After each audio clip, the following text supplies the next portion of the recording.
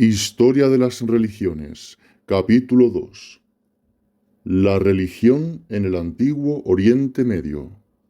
La transición de la caza, la pesca y la recolección de alimentos al cultivo de plantas comestibles, acompañado o no de cría de vacas, ovejas y cabras, ejerció un efecto profundo sobre el desarrollo de la religión. El control ritual de la fertilidad y producción de alimentos se centró entonces en las cosechas, la sucesión de las estaciones y la cría de ganado más que en las condiciones precarias de la caza. Bajo la influencia de estas economías nuevas, empezaron a surgir estructuras sociales y organizaciones religiosas adaptadas a las exigencias de una forma de vida agrícola o pastoril y a menudo agropecuaria, en los casos en que el cultivo se combinaba con la ganadería y la caza. La civilización neolítica del creciente fértil. El desarrollo de la civilización neolítica fue un proceso muy gradual, lentamente adoptado y localizado en unas pocas regiones, y especialmente en el creciente fértil del Oriente Medio, una zona que se extendía desde el Valle del Nilo, Palestina y Siria, hasta Mesopotamia y el Irak, y donde ya en el quinto milenio antes de Cristo, algunas comunidades asentadas en Tels empezaron a suplementar la recolección con la agricultura y la domesticación de animales.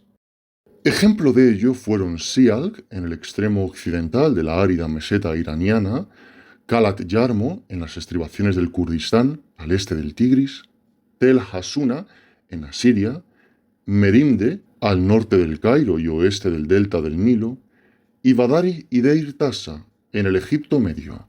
En estos y otros lugares semejantes de la zona, las excavaciones recientes han sacado a la luz pruebas de la existencia de asentamientos muy antiguos, de 5000 al 4000 a.C. aproximadamente, en oasis bien situados en los que sus habitantes seguían cazando y pescando al tiempo que labraban el campo, cultivaban trigo y criaban algo de ganado lanar o vacuno. De sus cementerios se deduce claramente que estas poblaciones concedían bastante importancia al culto a los muertos. Los cuerpos aparecen doblados o contraídos, a menudo vueltos hacia el oeste y rodeados de sus pertenencias personales. En Badari, donde la sequedad del terreno ha conservado muy bien los cadáveres, el utillaje funerario comprendía figurillas femeninas de marfil y arcilla, cuentas de cuarzo, peines y brazaletes de marfil y ajorcas y collares de conchas del Mar Rojo. El culto a los muertos en el antiguo Egipto. Dado que la primera cultura predinástica o amratiense del Alto Egipto pudo haberse derivado del sustrato neolítico badariense con aportaciones de las orillas del desierto, y a la vista de la enorme importancia del ritual mortuorio en la religión del Egipto antiguo, es significativo que ya en esta época tan temprana el culto a los muertos estuviera adquiriendo una posición prominente. Es cierto que las condiciones climáticas y geográficas del Valle del Nilo han contribuido a la conservación de los muertos enterrados en la arena del desierto, y de las altivas pirámides de piedra que proclaman el poder soberano del hombre en su triunfo sobre las fuerzas materiales. Pudo ser, en efecto, la circunstancia de que la arena caliente y seca desecara de modo natural los cadáveres y los conservara así, indefinidamente, la que hizo que en Egipto se concentrara tan marcadamente la atención en el problema de la supervivencia humana hasta llegar a perfeccionar el arte de la momificación cuando el enterramiento en tumbas revestidas interiormente de piedra obligó a inventar procedimientos de conservación artificial del cuerpo que no quedaba ya en contacto directo con la arena desecante. Sea como fuere, el hecho es que ya probablemente en la dinastía I, del 3200 a.C., se realizaron los primeros intentos de embalsamar al muerto con una sal, el natrón y resinas varias, a fin de impedir artificialmente la descomposición. A este tratamiento se añadieron pronto la extracción de las vísceras y el desarrollo de una técnica compleja para hacer indestructibles los tejidos y restaurar las facciones del muerto, mientras correspondía a los sacerdotes la tarea de reconstituir sus facultades mentales y revivificar ceremonialmente a la momia con agua, incienso y otros agentes vivificantes, y con el empleo de amuletos potentes. Mediante este rito, llamado de la apertura de la boca, el individuo pasaba a ser un alma viva recreada o Ba, y adquiría la fortaleza y capacidad necesarias para enfrentarse con éxito a sus adversarios espirituales de ultratumba. Las entrañas eran embalsamadas aparte y conservadas en 4 vasijas especiales o canopes, a imitación de lo que se había hecho para resucitar a Osiris, el dios más popular del antiguo Egipto, señor de los muertos y dios de la vegetación. Lo costoso de este complicado sistema de alcanzar la inmortalidad a través de toda una serie de operaciones mecánicas y mágicas hizo que quedara reservado a las clases dominantes. El pueblo, en efecto, no parece haber tenido mucha relación con este aspecto del culto a los muertos. Al principio era únicamente el faraón o algún otro personaje muy importante el que era sometido al proceso de momificación, que se tardaba 70 días en completar. Poco a poco se fue haciendo extensivo a los dignatarios locales, y bajo la dinastía 18, en el 1580 a.C., su uso pasó a ser universal. Aún entonces, sin embargo, era frecuente colocar estatuas del muerto en la tumba como parte del utillaje funerario para que sirvieran de sustituto al cuerpo cuando la momia, muy imperfectamente conservada, se descompusiese. Para convertir a la estatua o a la momia en un alma viva o Ba, se la reanimaba con libaciones de agua del Nilo, incensándola y tocándole los ojos, la nariz y los oídos con un cincel de cobre.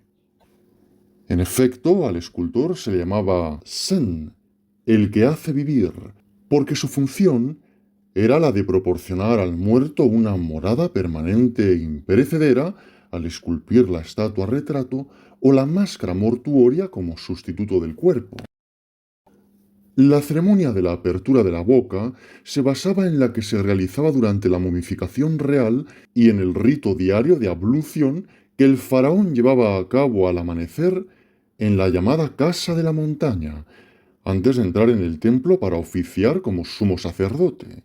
Era, por tanto, un rito de origen esencialmente regio, basado en las lustraciones que se creía realizaba cada mañana el dios solar Ra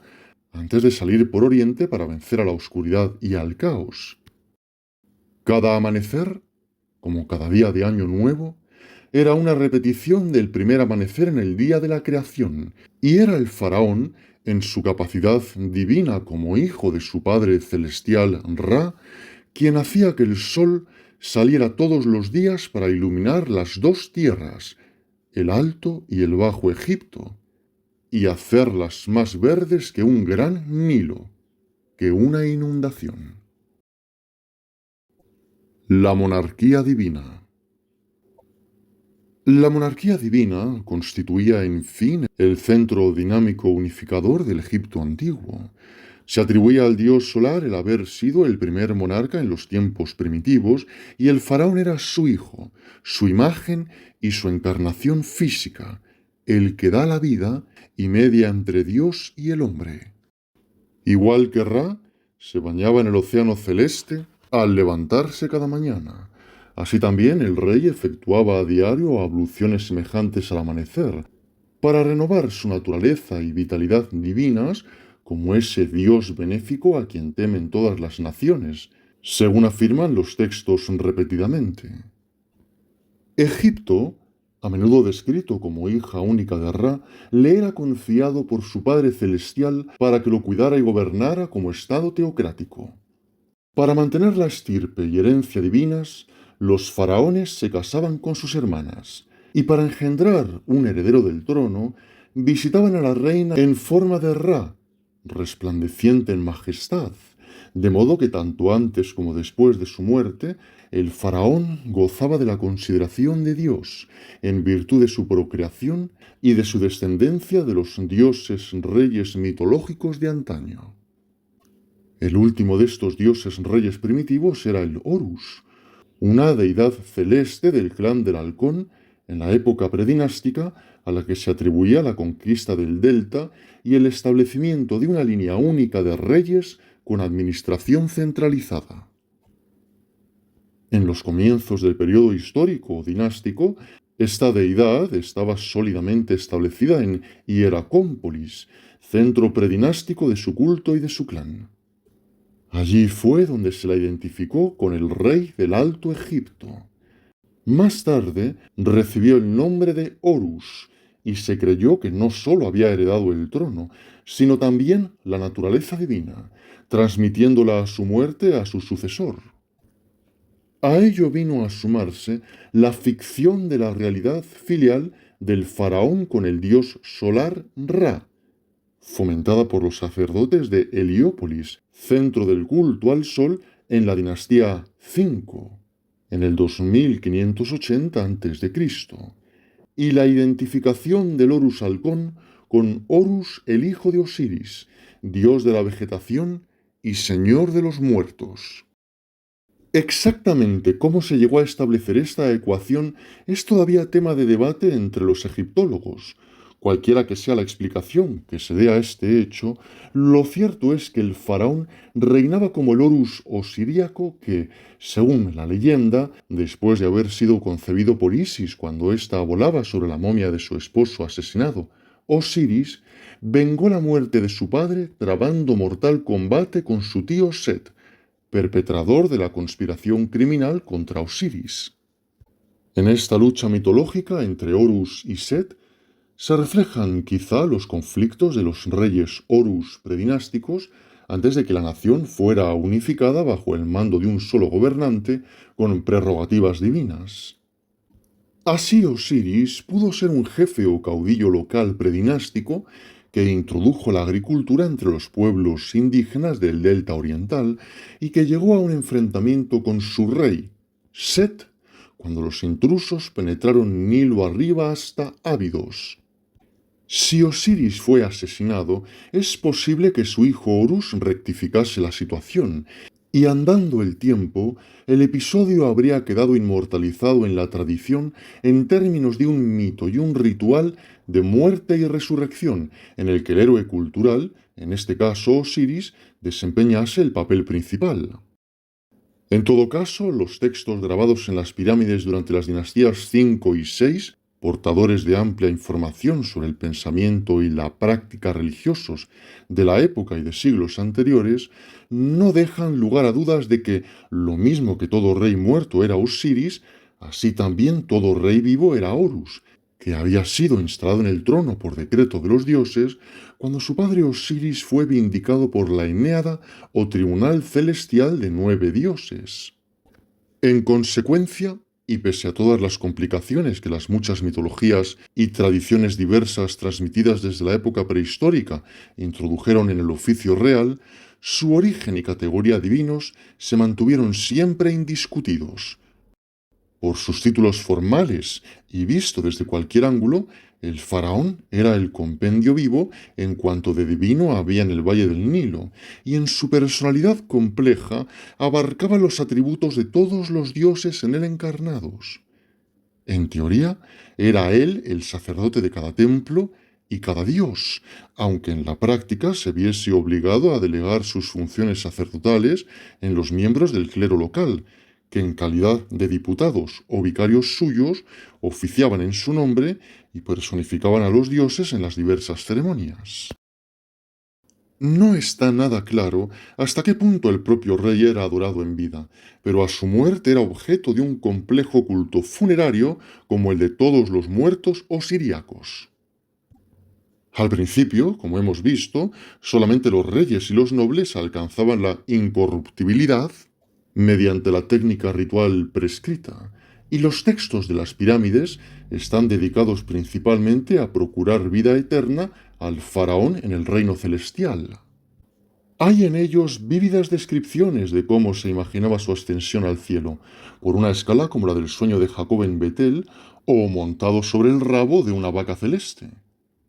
A veces se le representaba alzando el vuelo como un ave, arrebatado al cielo por una tempestad de arena o entre el humo del incienso. Cualquiera que fuera el modo de ascensión, su finalidad era la de permitirle unirse con su Ka, esto es, con esa parte espiritual del hombre que se tenía por yo completo de la persona, en forma de entidad, a la vez independiente y separable del cuerpo, protectora de él como espíritu guardián, y que respecto a él constituía lo que hoy llamaríamos su personalidad, alma o individualidad. Pero el Ka era también una divinidad que llevaba en sí la idea del poder creador divino, al principio asignado exclusivamente a los reyes. Más tarde, en los imperios medio y nuevo, se supuso que con cada hombre nacía un Ka, que tras la muerte vivía en la tumba con el cuerpo. Ya más desarrollado el culto a Osiris, que el alma, o Ba, iba con el Ka a vivir para siempre en el cielo en un cuerpo espiritualizado, luego de ser justificada al pesar el corazón ante Thoth en el más allá. Así, el don de la inmortalidad pasó de privilegio real a esperanza universal, si bien el rey, por ser un dios en la tierra, vivía siempre con su Ka, mientras que los mortales corrientes no se unían a los suyos hasta después de la muerte, una vez identificados con Osiris. Parece, por consiguiente, que la divinidad, originariamente reservada al monarca, se hizo extensiva en alguna medida a toda la humanidad, en cuanto que todo el que fuera justificado en el juicio y admitido a los campos de los bienaventurados, pasaba a ser virtualmente divino, esto es, igual a Osiris. Sin embargo, la sociedad seguía girando en torno al trono, porque su ocupante estaba dotado de la plenitud del poder espiritual y sus prerrogativas eran tales que un joven enfermizo y todavía adolescente pudo fundar desde él, frente a la oposición cerrada del poderoso y organizado clero tebano, una nueva religión estatal. Este joven, Amenofis IV, Agnatón, no vaciló en romper con el sacerdocio de Amón cuando subió al trono en 1375 a.C., trasladando la sede del gobierno a Amarna e instituyendo un culto monoteísta a Atón como único soberano y señor del universo, morador de la luz invisible tras el disco solar, que era el símbolo de su presencia. Este primer intento en la historia de las religiones de establecer un monoteísmo auténtico fracasó, porque la reforma de Agnatón se reveló incapaz de cumplir la función propia de la religión y de la monarquía dentro de la estructura social, tanto respecto a la consolidación y mantenimiento del imperio frente a la presión creciente de las fuerzas hititas y arameas en Siria y Palestina, como en lo tocante a satisfacer las exigencias del culto popular. De ahí que a la muerte del faraón en 1358 se restaurase el régimen politeísta sacerdotal, sin merma, por otra parte, de las prerrogativas divinas del trono. En Mesopotamia, en cambio, la fragmentación de la realeza entre los gobernadores de las ciudades-estado impidió que la soberanía absoluta recayese sobre una sola encarnación divina de todos los dioses como centro dinástico de la nación y del orden cósmico. El comportamiento imprevisible del Tigris y el Éufrates, en contraste con la regularidad de la crecida del Nilo en Egipto y la variabilidad de las condiciones climáticas, con sequías en verano y lluvias torrenciales en invierno, fomentaban la inestabilidad. Así, el país estaba dividido en una serie de ciudades-estados laxamente confederados para afrontar las necesidades prácticas de situaciones recurrentes de emergencia y gobernadas cada una por un príncipe secular o por el sumo sacerdote del dios de la ciudad. En Mesopotamia, el oficio real era, en efecto, una combinación de administración personal, basada en el deber del rey de interpretar la voluntad de los dioses por signos, augurios y adivinación, y de subordinación a la jerarquía religiosa, cuyos miembros más influyentes podían llegar incluso a ejercer las funciones del monarca.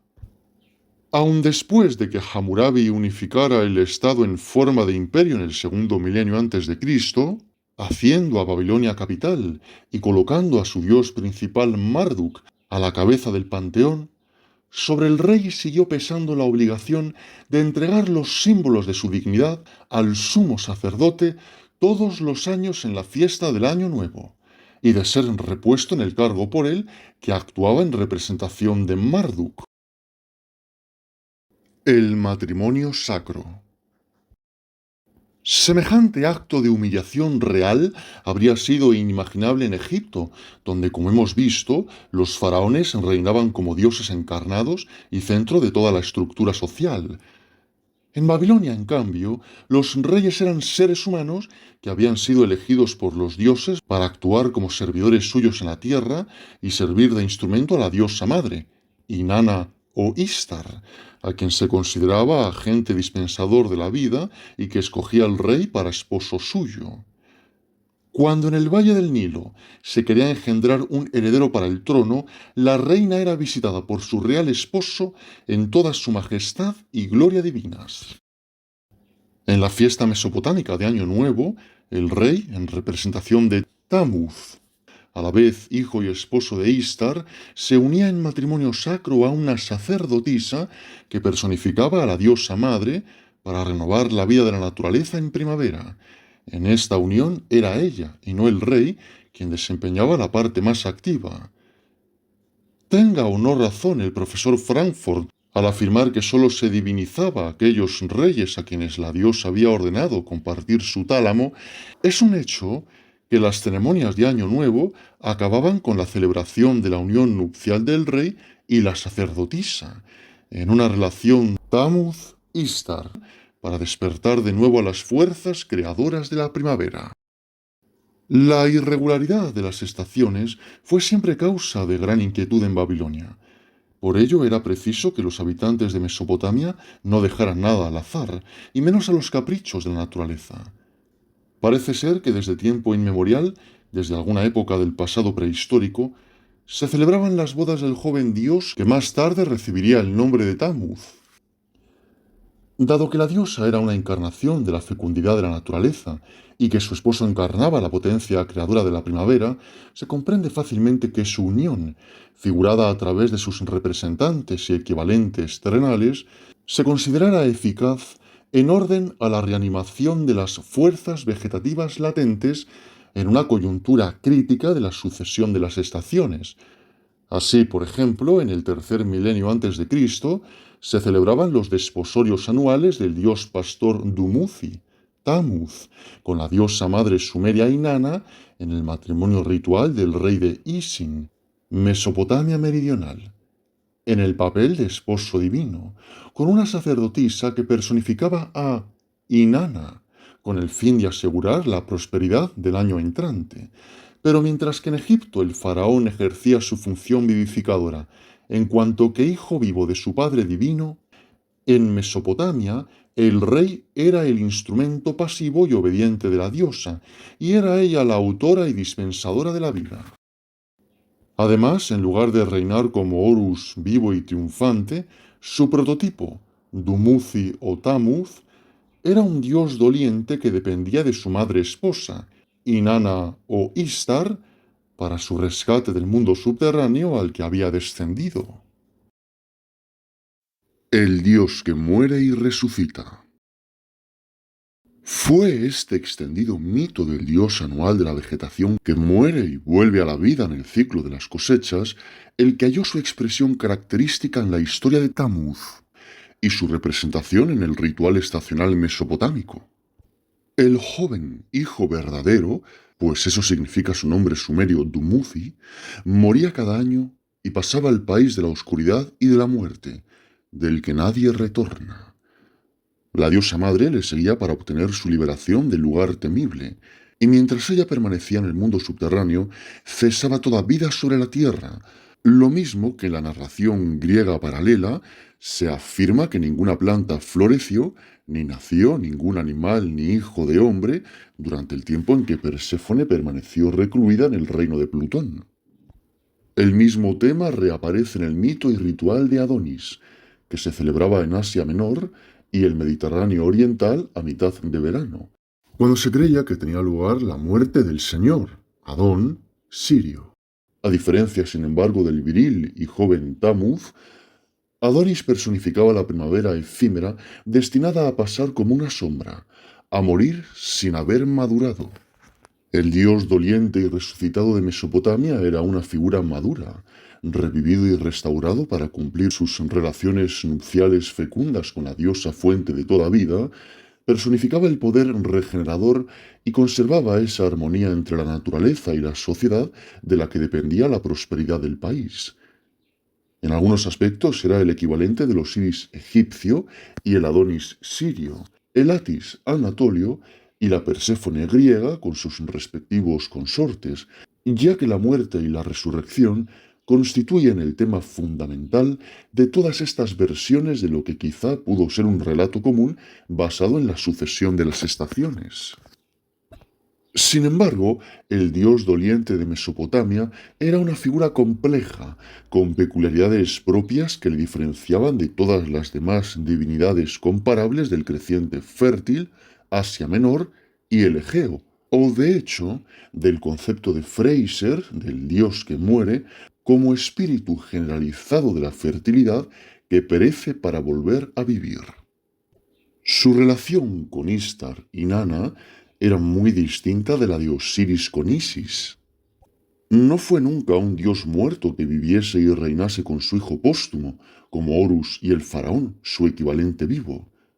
Por el contrario, era restituido del país de los muertos en la plenitud de su humanidad viril, y por lo mismo era él el responsable de que del suelo calcinado brotara nueva vida en primavera y en otoño.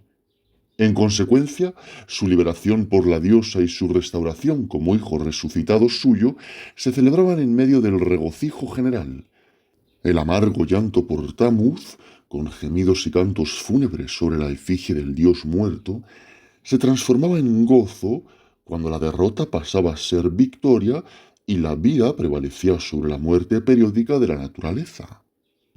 Aunque precario, ese triunfo era más permanente que en Oriente y en Grecia, donde su duración no era mayor que la de la belleza fugitiva de una primavera efímera. Pero no se hacía nunca extensivo al hombre más allá de la tumba como en Egipto, donde Osiris era señor de los muertos y concedía la inmortalidad a cuantos hallaran justificación en el otro mundo.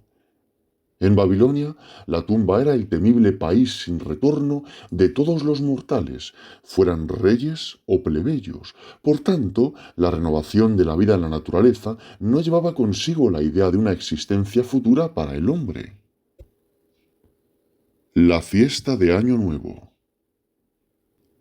Esta diferencia fundamental entre ambas actitudes hacia la muerte y la resurrección se acusa en la manera en que una y otra civilización celebraban la fiesta de Año Nuevo. Como esta observancia anual es un rasgo recurrente en la mayoría de las religiones superiores, desde sus comienzos en el antiguo Oriente Medio hasta su culminación en el cristianismo, es muy importante para una recta comprensión de la historia de las religiones saber cómo surgió y llegó a alcanzar su posición central. Siempre que se estudia un ritual, es esencial examinarlo en relación con su entorno material y climático. En Egipto, por ejemplo, la provisión de alimento, que era el centro emocional del ritual estacional, dependía de la crecida y el descenso del Nilo. Por consiguiente, el calendario y sus fiestas se basaban en esta secuencia regular de acontecimientos. El año comenzaba en junio o julio con la crecida del río. Era la estación de la inundación. Con el término de esta, 4 meses más tarde se iniciaba la estación de la salida. Era entonces cuando se sembraba y cuando las cosechas empezaban a germinar. Finalmente, la estación de la deficiencia marcaba la desaparición de las aguas vitalizadoras después de cortado y almacenado el grano, y la tierra agostada quedaba desnuda hasta su regreso. En cierto sentido, cada una de estas ocasiones era un día de Año Nuevo, ya que representaba un momento crítico en la crecida y descenso del Nilo, de los que la vegetación dependía en tan gran medida. Oficialmente, el año nuevo coincidía con la estación de la inundación, pero a finales del mes de Koyak, cuando con la bajada de las aguas quedaban de nuevo al descubierto los campos fertilizados, se llevaban a cabo ritos complicados en honor de la muerte y resurrección de Osiris, que era la personificación del río. Era entonces cuando se escenificaba su entierro.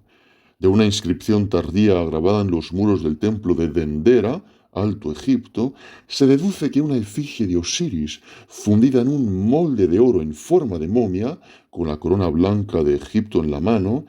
se rellenaba de una mezcla de cebada y arena, se envolvía en juncos y se depositaba en un estanque poco profundo. Durante 9 días era regada, y al 10º se la ponía al sol y emprendía en barca un viaje misterioso. Vendada como una momia, era depositada finalmente en un sepulcro subterráneo. En los bajorrelieves que acompañan a la inscripción, Osiris aparece todavía como una momia, coronado y sosteniendo en las manos el cetro y el flagelo. En el momento de salir del cofre en que Set le había encerrado, con Isis tras él extendiendo las alas. Delante, un dios sostiene la Crux Ansata, símbolo de la vida. Tenemos aquí una gráfica descripción de la resurrección del dios muerto, mientras que en el templo de Isis en File aparecen tallos de trigo brotando de su momia y regados por un sacerdote, también con la Crux Ansata ante el féretro. Además, durante las fiestas de primavera, se regaban lechos de Osiris hechos de cebada para asegurar cosechas abundantes y se colocaban en las tumbas para dar vida a los muertos. Dichos festejos finalizaban con la celebración de la fiesta del arado en un campo conocido con el nombre de el lugar del rejuvenecimiento. Las ceremonias oficiales culminaban con la erección de la columna llamada Yet,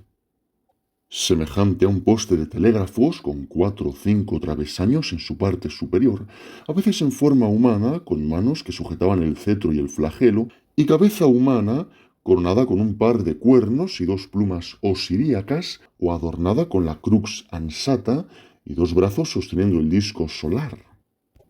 En la sala de los misterios de Abidos, supuesta morada del cuerpo de Osiris, se representa a Isis y al faraón Seti I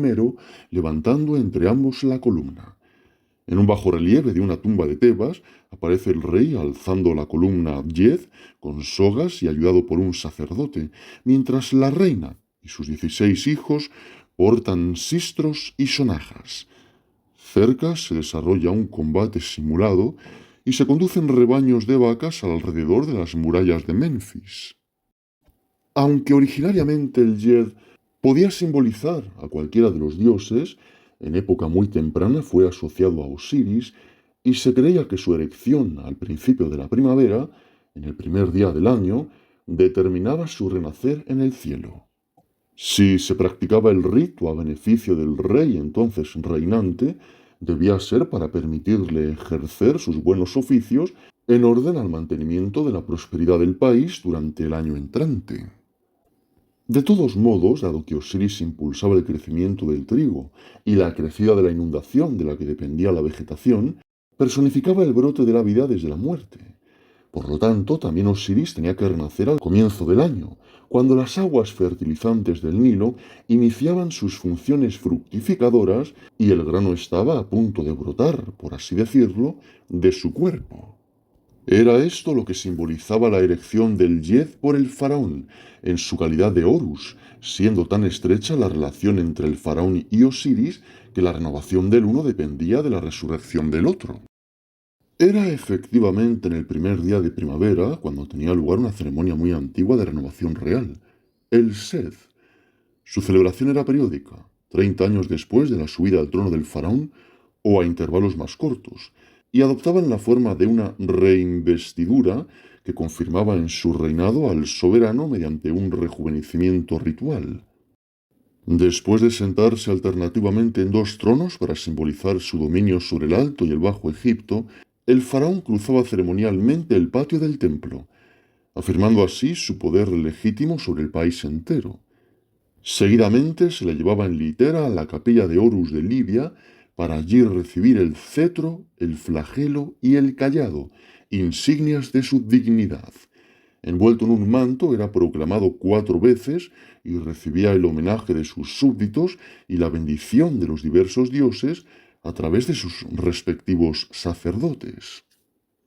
Despojándose después del manto, hacía corriendo 4 recorridos, llevando puesta la corona del Alto Egipto y portando un cetro corto y un haz de paja. Luego ofrecía sus insignias al dios chacal Upuaut de Siut y disparaba flechas de victoria a los 4 puntos cardinales. Aunque el simbolismo es oscuro, la mayoría de los egiptólogos están de acuerdo en que representaba la personificación por el faraón de la muerte y resurrección de Osiris. La finalidad de la fiesta era, no obstante, la de renovar la realeza del ocupante vivo del trono y mantener las buenas relaciones entre el cielo y la tierra, más que la de establecer la sucesión, como ocurría en el rito de la coronación. De cualquier forma, y dado que el faraón era confirmado en su oficio divino y capacitado para ejercer sus funciones en pro de la nación con nuevos ímpetus, el año nuevo era el momento idóneo para celebrar esta ceremonia, renovación de la unión del Alto y el Bajo Egipto, que el Menes de la tradición fuera el primero en hacer efectiva. Bajo las condiciones inestables que prevalecían en Mesopotamia, la fiesta de Año Nuevo asumía una forma diferente porque, como ya se ha explicado, el control divino de las fuerzas naturales se interpretaba de modo distinto. Allí el poder supremo correspondía a la diosa por ser la fuente de toda vida, y su matrimonio sacro con su esposo hijo era el medio que aseguraba la renovación anual de los procesos de la vegetación y la fertilidad. Con este ritual culminaban las fiestas de primavera, lo que en acadio se llamaba Akitu, celebradas en Babilonia en el mes de Nisán, si bien en algunas de las ciudades más antiguas se había celebrado en otoño, en el mes de Tishri, cuando se almacenaba la cosecha. Cuando Hammurabi unificó Sumer y Akkad, erigiendo a Babilonia en capital y al culto de su dios Marduk en religión del Estado, el templo de este, llamado Eságira, la casa que alza la cabeza, pasó a ser el principal y más espléndido de los santuarios que adornaban la orilla oriental del Éufrates. Allí tenían lugar las celebraciones de Año Nuevo a lo largo de 11 días, durante los cuales se representaba la muerte y resurrección de Marduk, así como la derrota de Tiamat, diosa acuática primigenia del caos, y sus demonios, tal como la narraba el Enuma Elis, relato de la creación y leyenda cultural. Esta epopeya, cuyo texto no se nos ha conservado completo, se recitaba 2 veces en el transcurso de la fiesta, y su representación dramática constituía el elemento central del ritual, aunque hasta cierto punto lo que sabemos de cuanto en ella se decía y hacía son solo conjeturas. Está claro que la competición entre Marduk y Tiamat, competición que llevaba consigo la muerte y la restauración de aquel, era el tema principal escenificado para favorecer el crecimiento de la vegetación en primavera, culminando en la fijación de los destinos, determinación de la prosperidad del año nuevo, y el rito del matrimonio sagrado para asegurar la fertilidad de la tierra. A lo largo de todo este complejísimo ritual, algunos de cuyos detalles siguen siendo confusos, el rey parece haber sido el actor principal encarnando a Marduk. Este papel del rey destacaba con mayor claridad en el 5.º día, cuando, acompañado por los sacerdotes, era conducido al altar del dios y se le dejaba allí solo, frente a la estatua.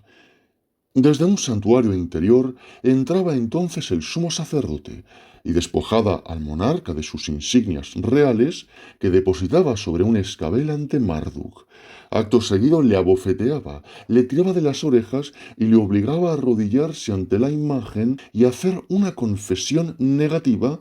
en la que el rey tenía que declarar: «No he pecado, oh Señor de las tierras, no he sido negligente con tu divinidad, no he destruido Babilonia». Tras de lo cual, el sacerdote le impartía una especie de absolución y bendición del dios, le prometía éxito y prosperidad, y le devolvía sus insignias en señal de su restauración en el oficio real, luego de haberle abofeteado por segunda vez. Si por efecto de este golpe se le saltaban las lágrimas, era un presagio propicio de que Marduk le miraba con benevolencia y de que todo iría bien. En este punto nos falla el texto, pero de otros parece deducirse que, ya reinstaurado en el trono en el octavo día, el rey, con el cetro en la mano, conducía la estatua de Marduk en procesión triunfal hasta la llamada Casa de la Fiesta, Bit Akitu, fuera de la ciudad, para fijar los destinos en una capilla dedicada a Nebo, el hijo de Marduk que había rescatado a su padre de la montaña, es decir, del mundo subterráneo, en donde fuera encerrado. La victoria sobre Tiamat se celebraba en el Bit Akitu con un gran banquete antes de regresar a la ciudad para que el rey y la sacerdotisa consumaran el matrimonio sagrado en el Esáyila. Los destinos del año entrante quedaban entonces fijados, lo mismo que en la creación, cuando la tabla del destino le fue confiada a Marduk como principal entre los dioses. Vemos, pues, que la fiesta de Año Nuevo en Babilonia era una escenificación ritual de la muerte y resurrección del dios que encarnaba en sí las condiciones de la fertilidad, si bien Marduk no fue nunca concebido a manera de potencia cósmica única, como lo fuera Ra en Egipto, como tampoco era aquí la monarquía el centro dinámico de la estructura social. Ni el rey, ni el gobierno, ni los dioses mantenían posiciones totalmente aseguradas dentro de un orden inmutable, con un mismo dios como principio unificador trascendental, como en la relación de Horus con los faraones. Sin embargo, la recurrencia del drama de Tammuz Marduk en los textos rituales descubiertos entre 1930 y 1933 en Ras Samra, Ugarit, en la costa norte de Siria, demuestra cuán fundamental era en el antiguo Oriente Medio el tema de la diosa afligida que busca a su doliente pero viril esposo. Las tabletas de Ras Samra. Estas tabletas, pertenecientes a los siglos XV y XIV a.C., no son seguidas ni completas, pero representan toda una literatura en una primitiva lengua alfabética cananea, semejante a las formas tempranas de fenicio y hebreo, escrita en los caracteres cuneiformes que se utilizaban en Sumer y Akkad.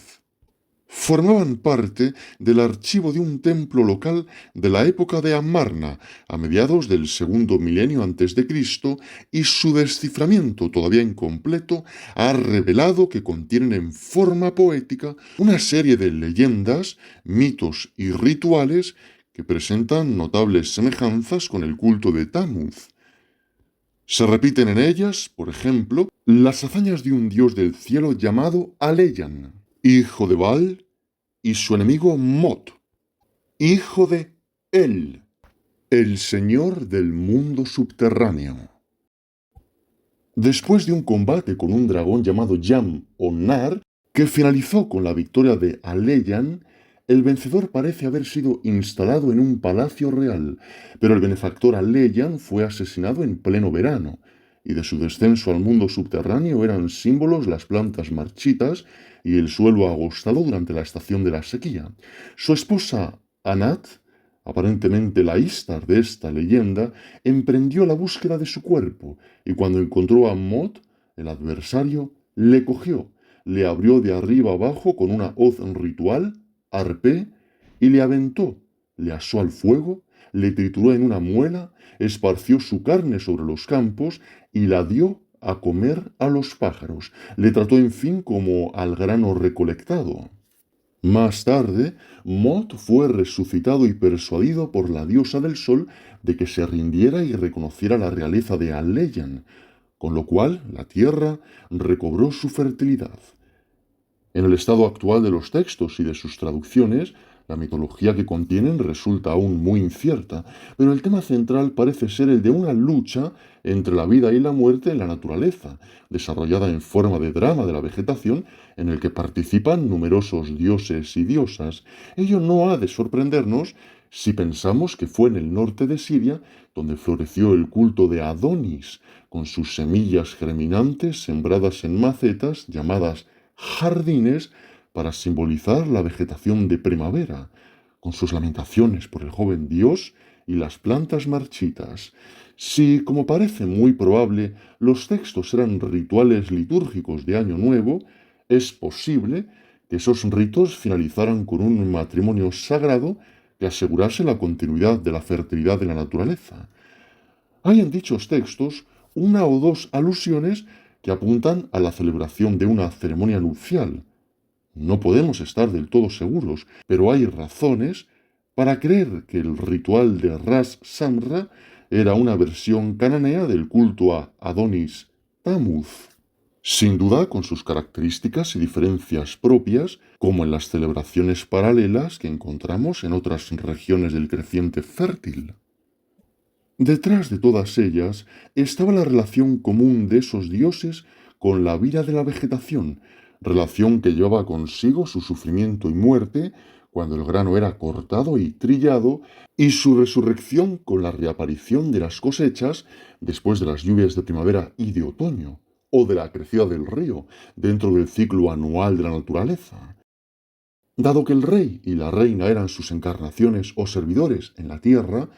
tenían que desempeñar sus respectivos papeles en la fiesta de Año Nuevo para asegurar la fertilidad de los campos y la prosperidad de la nación sobre la que reinaban con este carácter sagrado.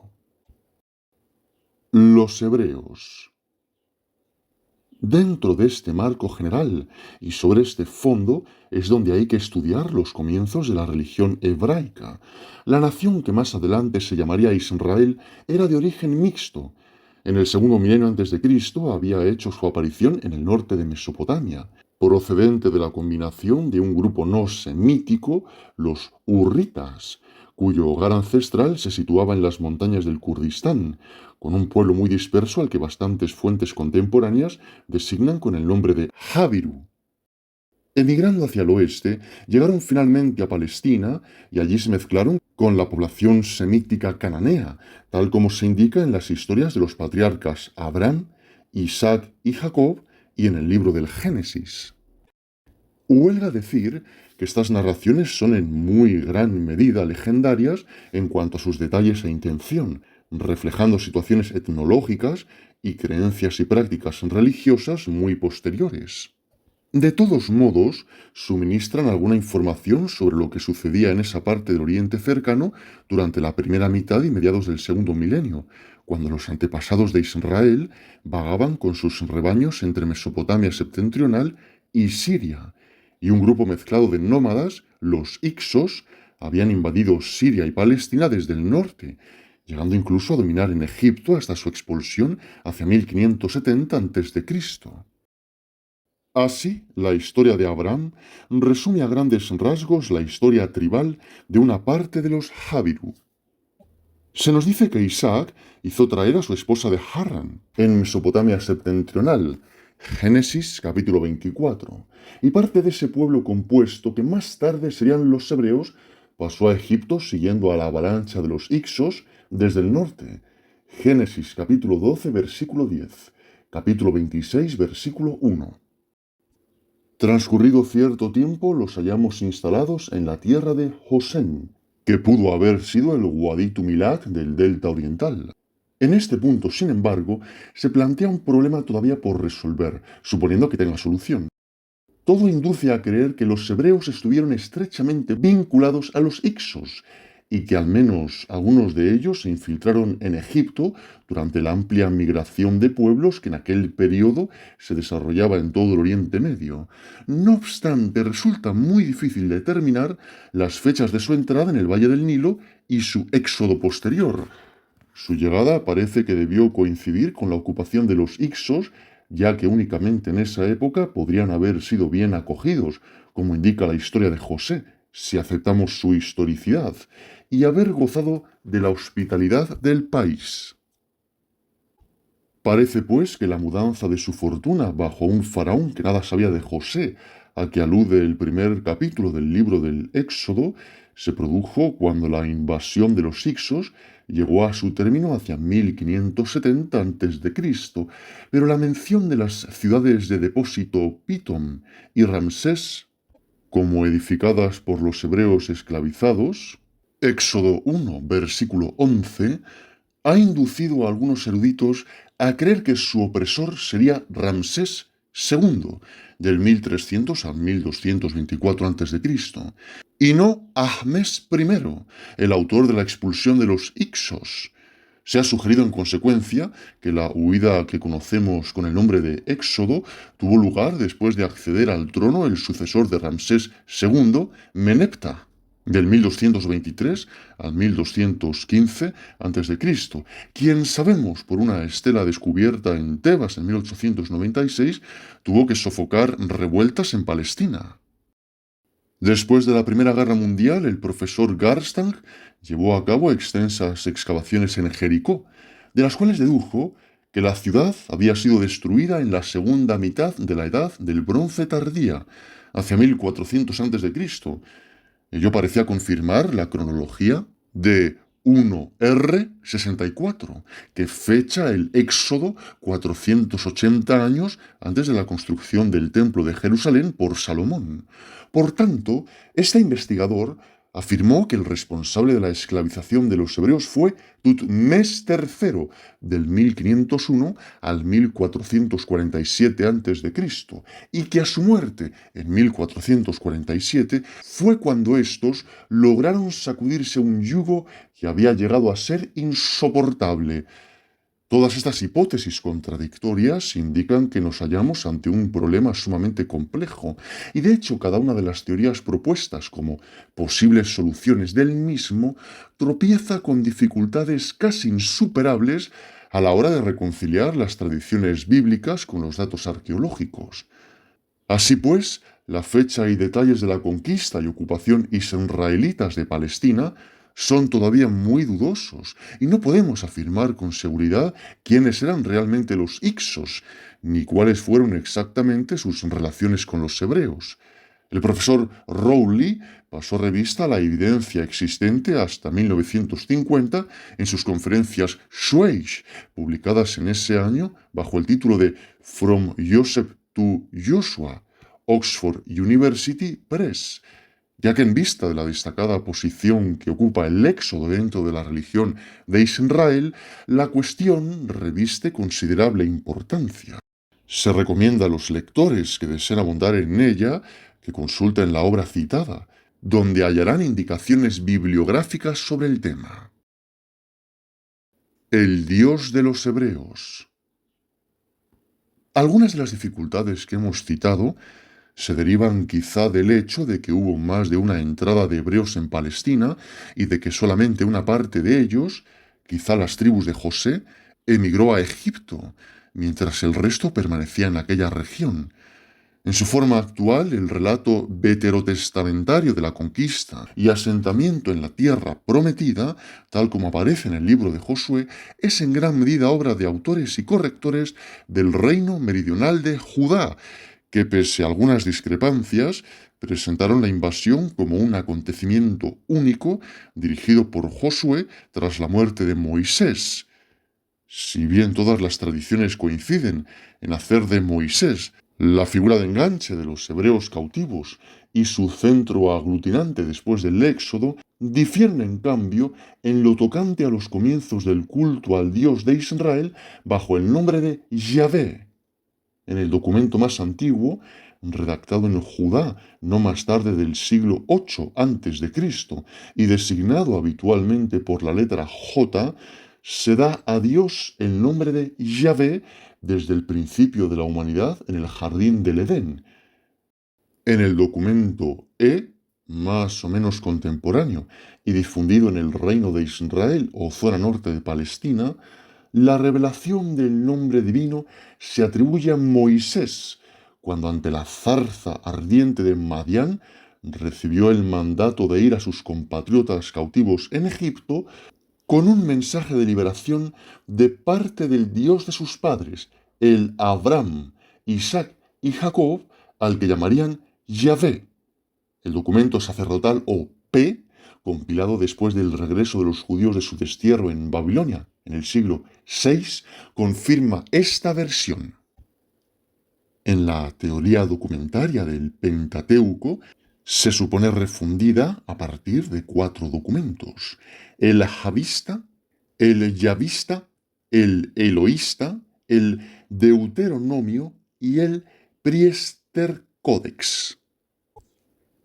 Aunque el origen de la divinidad destinada a convertirse en Dios nacional de Israel y del judaísmo, y andando el tiempo en sinónimo de la deidad, tal como entendemos hoy este concepto, es muy incierto e impreciso. Parece que Moisés difícilmente habría podido hacerse escuchar por los esclavos hebreos de Egipto si se hubiera dirigido a ellos en nombre de un Dios totalmente desconocido. Dado que en muchas inscripciones, textos y documentos más o menos contemporáneos del período mosaico aparecen nombres divinos tales como Yah, Yami, Yahu, no es improbable que el Yahvé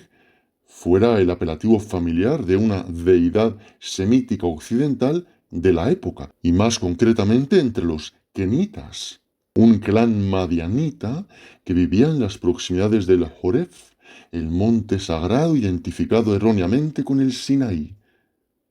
Con ellos pasó Moisés varios años, entre su huida de Egipto y su retorno a ese país para sacar al desierto a sus hermanos oprimidos.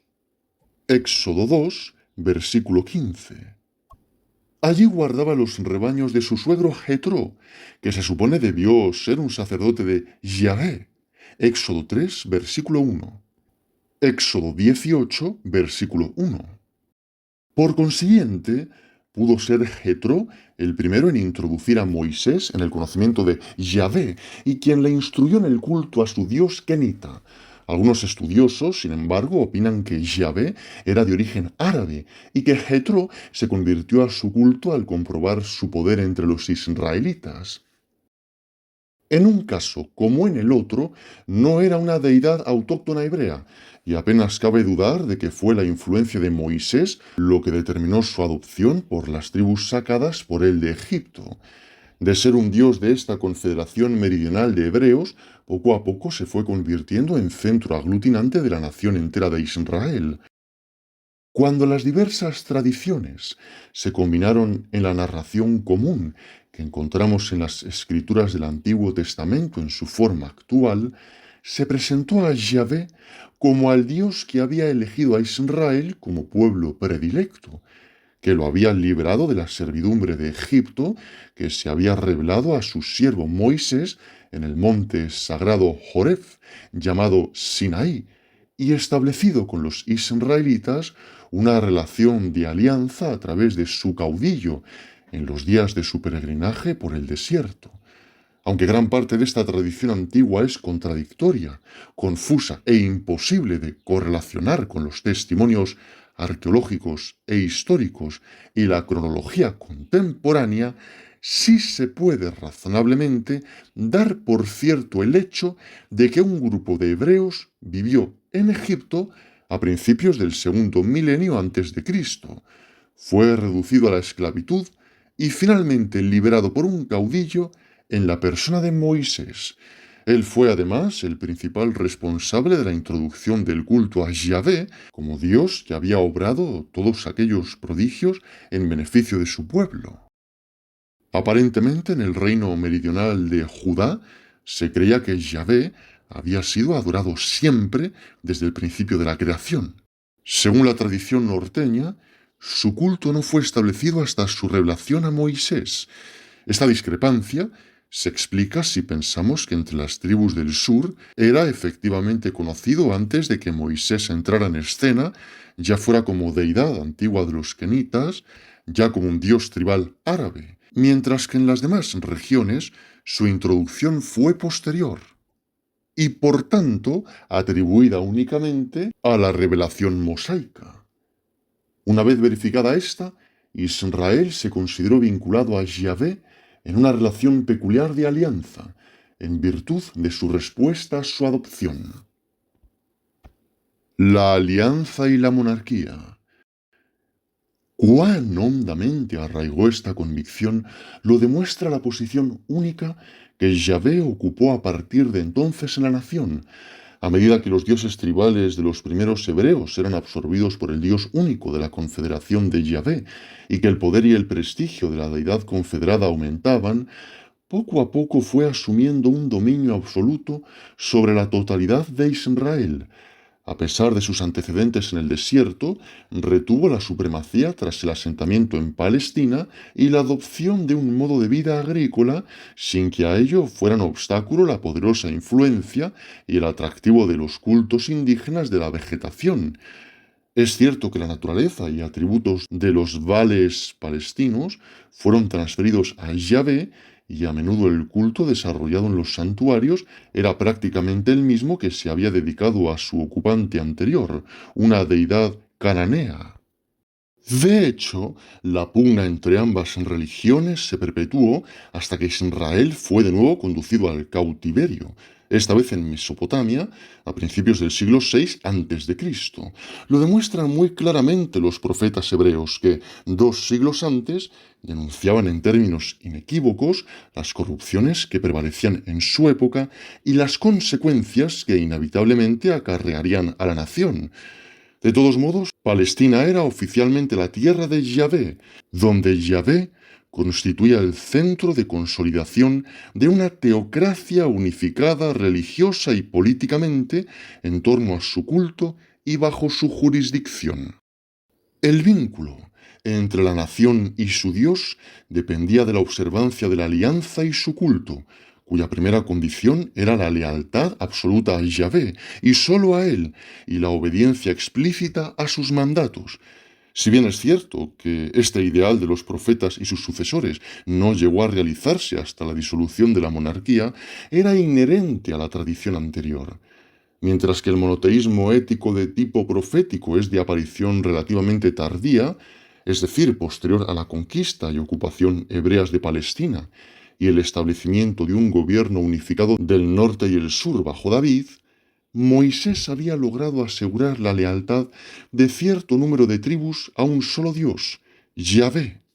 en calidad de deidad confederada, sin negar la existencia de otros dioses tribales fuera de su jurisdicción. Habría que esperar hasta los primeros tiempos de la monarquía para que Yahvé asumiera un dominio más amplio sobre Israel como Estado teocrático unificado, y aún entonces se siguió creyendo que los dioses locales, reducidos a una posición subordinada, suplían necesidades muy urgentes respecto al control del tiempo atmosférico y otras funciones similares. En esta situación anómala, Yahvé era un Dios celoso que insistía en la lealtad insobornable de su pueblo, aunque las reinas y princesas extranjeras tuvieran sus templos y cultos propios. Se llega a afirmar, en efecto, que la institución de la monarquía ha sido una afrenta a Yahvé y una violación de la alianza. En este punto, sin embargo, es posible que los textos de que disponemos hayan sido tergiversados, dado que fueron compilados en un momento en que la influencia del profetismo era muy fuerte. Los profetas del siglo VIII miraban a la monarquía con el mayor recelo debido, como ya se ha dicho, a la estrecha vinculación que en los países circundantes unía a la realeza con los rituales de vegetación. De ahí que vieran en esta institución un desafío a la relación entre Yahvé e Israel basada en la alianza, que según mantenían, había sido concertada primero en Abraham y después con Moisés. Esta relación teocrática estaba establecida con el Dios que había adoptado al pueblo hebreo, no con un rey sagrado que fuera el punto focal de la estructura social, como en Egipto, o el esposo divinizado de la diosa madre, como en Mesopotamia y posiblemente también en los cultos cananeos. La necesidad de una monarquía surgió para resistir los ataques de los filisteos y los amonitas. Saúl, David y sus sucesores reinaron como ungidos de Dios. y desempeñaron funciones sacerdotales como los reyes divinos de los países vecinos del creciente fértil, pero nunca se les consideró encarnación de Yahvé o siervos suyos divinizados. Dios estaba siempre por encima del mundo y de los procesos de la naturaleza. El propio nombre personal Yahvé, por el que se nos dice que Moisés designó a la deidad a cuyo servicio había sido llamado, sugería la idea de la trascendencia divina. La frase «Yo soy el que soy», Éxodo 3, versículo 14, parece aludir al ser puro, el que es o el que hace ser, el omnipresente creador y conservador de todas las cosas, inefable, indefinible, inimaginable, la base única de toda la existencia. No es probable, desde luego, que el nombre divino llevara anejo un grado tan alto de abstracción cuando por primera vez fue aplicado al Dios de Israel, aunque semejante concepción de la deidad no era muy distinta de la que el pensamiento egipcio antiguo asociaba a Ptah.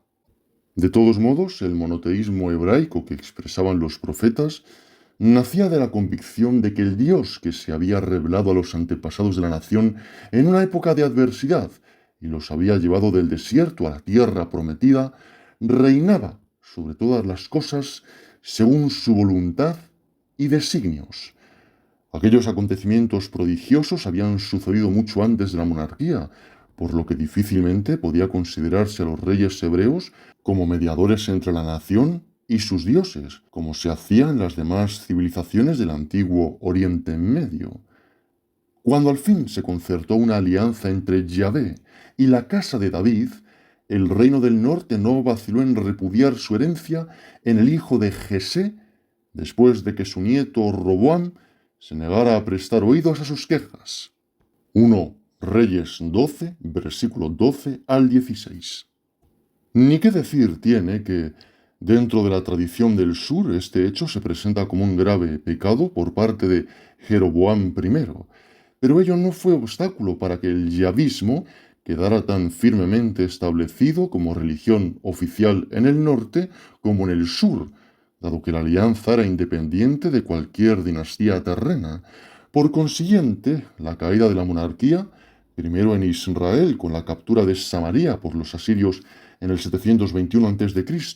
y después en Judá, cuando los caldeos completaron el exilio en el 587 a.C., tuvo escaso efecto en la vida religiosa del judaísmo. Los reyes reinaban por permiso divino y por la voluntad del pueblo, y su trono únicamente estaba seguro mientras el ocupante fuera fiel en el cumplimiento de sus deberes. Hasta cierto punto, y como en otras monarquías antiguas, el soberano no podía hacer mal, pero su poder absoluto estaba limitado por la supremacía de la voluntad de Yahvé. Como portadores del Señor, los videntes y los profetas reprendían a los monarcas reinantes en su nombre, pronunciaban sentencias divinas sobre ellos y anunciaban la disolución de la monarquía como institución como consecuencia de su fracaso en el cumplimiento de los fines que le eran propios dentro del Estado teocrático. El templo. Entretanto, los reyes ofrecían sacrificios, vestían la misteriosa vestidura sacerdotal llamada efod, oficiaban en las ceremonias religiosas vinculadas a la sagrada Arca de la Alianza y profetizaban. Con la construcción del Templo de Jerusalén en el reino de Salomón, se consumó la ruptura con la tradición del desierto que mantenía que Yahvé debía morar en una tienda, en un tabernáculo, y no en una casa de cedro. 2 Samuel 7, versículos del 1 al 7. Partiendo del principio de que un gran rey debía disponer de un templo magnífico en el que rendir culto y desempeñar sus funciones sagradas, no se escatimaron esfuerzos ni gastos para erigir sobre el monte Sión una morada para Yahvé y su arca que fuera digna de su divina majestad, pero que reflejase igualmente la gloria de la nación y de su soberano Salomón, a cuyo palacio iría unida de manera muy semejante a como la gran Basílica de San Pedro de Roma, la Iglesia madre de la cristiandad occidental.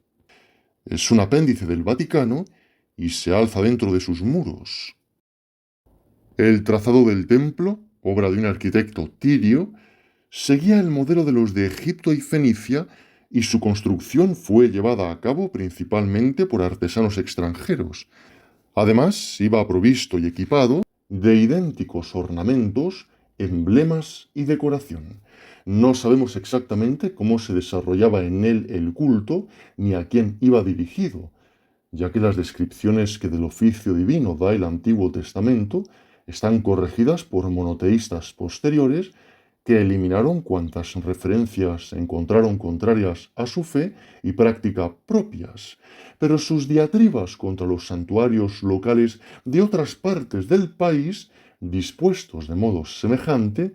dejan escaso lugar a dudas de que el culto del Templo de Jerusalén presentaría un carácter general muy similar al que se practicaba en Egipto, Fenicia y Ras Samra en Siria. Si así fuera, como sugieren, además de la planta, los pilares, el mobiliario y la decoración, las denuncias de cultos extranjeros que hallamos en escritores más tardíos del Antiguo Testamento, significaría que en esta capilla real, donde Ahaz hizo levantar un altar asirio en 3 pisos como los zigurats acadios o sumerios,